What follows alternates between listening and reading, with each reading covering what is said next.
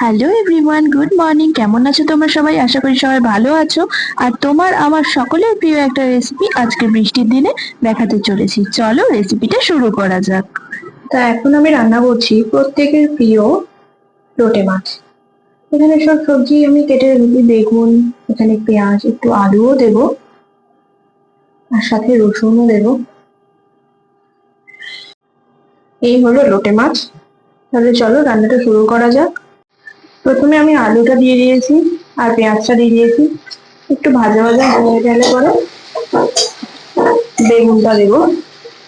সবকিছু সেদ্ধ হয়ে যাওয়ার পরে দিয়ে আমি লোটে মাছটা দেবো। তাহলে চলো আস্তে আস্তে দেখতে থাকি। দেখো এখানে আমি রসুনটা থেতো করে নিয়েছি, চলো এটা দিয়ে দিই। তারপর একটু ভালো করে নাড়িয়ে চাড়িয়ে নেব।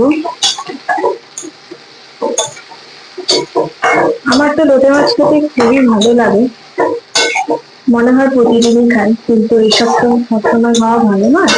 তা আজ অনেকদিন বাদেই হয়েছে, হচ্ছে আর কি, আমি করছি।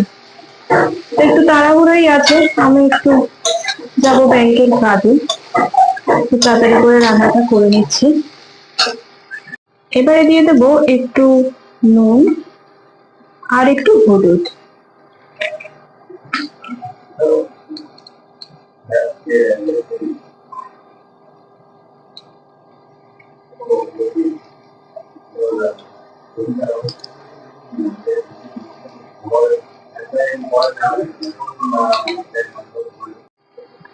আর দিয়ে দেবো লাল লঙ্কার গুঁড়ো। লোটে মাছটা একটু ঝালঝালি ভালো লাগে, তাই আমি একটু বেশি করেই লঙ্কা দিয়ে দিচ্ছি।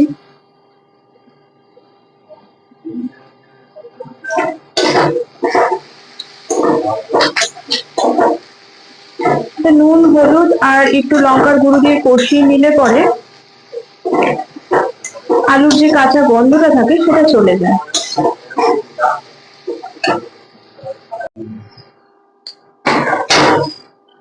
এবার বেগুনটা দিয়ে দিলাম।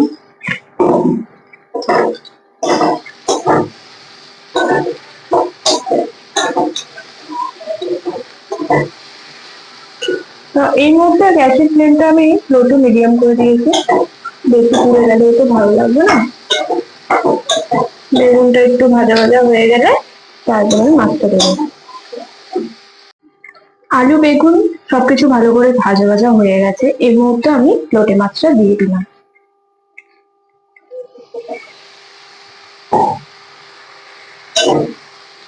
লোটে মাছটা দিয়ে খুব বেশি নাড়ানাড়ি করবো না এই মুহূর্তে, তো একটু লোটে মাছ থেকে একটু জল বেরিয়ে এলে তারপরে আমি গ্যাসের ফ্লেমটা হাই করে দিচ্ছি। দেখো মাছটা আমাদের প্রায় ভেঙে গেছে। তো আমরা একটু লোটে মাছের ঝোল খেতেই ভালোবাসি, তাই এই পজিশনে এসে গেছে। এটা এখনো হতে অনেকটা টাইম লাগবে।